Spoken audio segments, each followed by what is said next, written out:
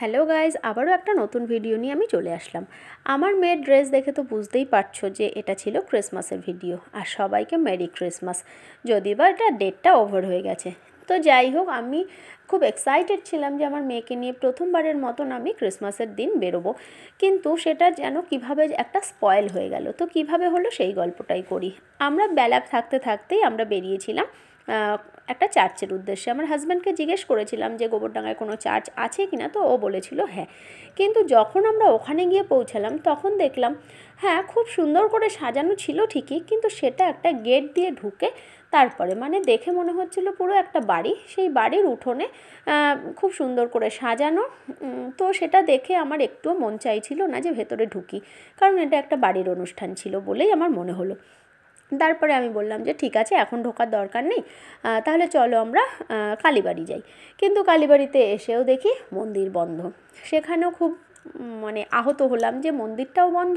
তো তারপরে চলে গেলাম ওখান থেকে হাঁটা পথই একটুখানি হচ্ছে ব্রিজ মানে হচ্ছে যমুনা নদীর ওপরে ব্রিজ। সেখানে গিয়ে ফেমাস এই ঘুগনিটা ট্রাই করলাম। তো তারপরে ওখানে বেশ কিছুটা সময় কাটানোর পরে যখন আমরা আবারও মন্দিরে গেলাম তখন দেখলাম হ্যাঁ, মন্দিরটা খুলেছে। তো তখন ঢুকতে ঠিক মন চাইলো না, মানে মন্দির প্রাঙ্গণে অবশ্যই ঢুকেছিলাম, কিন্তু মায়ের মন্দিরে পুরোপুরি ঢুকিনি, কারণ যেহেতু পেঁয়াজ দেওয়া মাংস দেওয়া একটা ঘুগনি খেয়েছি, তো সেই কারণে আর ঢুকলাম না, মন চাইলো না। তো তারপরে এখানে আমরা বেশ কিছুটা সময় কাটালাম। তোমরাও যদি চাও এখানে কালীবাড়িতে কিন্তু আসতেই পারো, ভীষণ সুন্দর কিন্তু এই মন্দিরটা। আর একটা কথা বলে রাখি, এই মন্দিরের আদলেই কিন্তু পরবর্তীকালে দক্ষিণেশ্বরের কালী মন্দির তৈরি হয়েছিল। এই মন্দির তৈরির 33 বছর পরে। তো যাই হোক, সে গল্প পরে করব। তারপরে ফেরার সময় আমরা আবার ওই বাড়িটার সামনে দিয়েই আসছিলাম। তো তখন দেখলাম যে না, এটা যতই বাড়ির অনুষ্ঠান হোক না কেন, অনেক লোকই কিন্তু এখানে আসছে, ফটো তুলছে এবং বসে থাকছে, কিছুক্ষণ সময় কাটাচ্ছে, তারপরে চলে যাচ্ছে।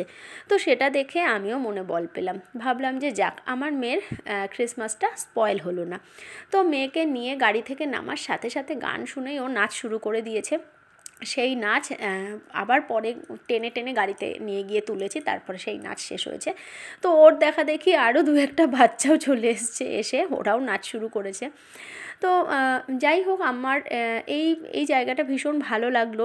যতই এটা বাড়ির অনুষ্ঠানই মনে হলো আমার, কিন্তু এখানে ভীষণ সুন্দর করে সাজিয়েছিল, এবং এই সুন্দর সাজানোটা আমাকে খুব অ্যাট্রাকটিভ করলো। খুব সুন্দর সাজিয়েছিল। এখানে দেখো এই আস্তাবল যিশুর যে জন্ম হয়েছিল যেখানে, সেটা পাশেই সান্টা ক্লজটা রয়েছে, একে হ্যালো বললেই এ নাচ শুরু করে দেয়।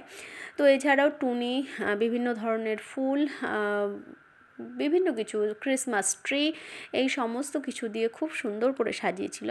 আর ওপরে বেলুন টাঙিয়েছিল। আমার মেয়ে তো বেলুন নেওয়ার জন্য বারবার শুধু হাত পেতে চাইছে, দে দে বলে, কেউ তো ওকে বেলুন দিচ্ছে না। তো যাই হোক, আমার ভিডিওটা কেমন লাগলো অবশ্যই আমাকে কমেন্ট করে জানিও। তাহলে আজকের মতন টাটা, দেখা হবে পরের ভিডিওতে। টাটা।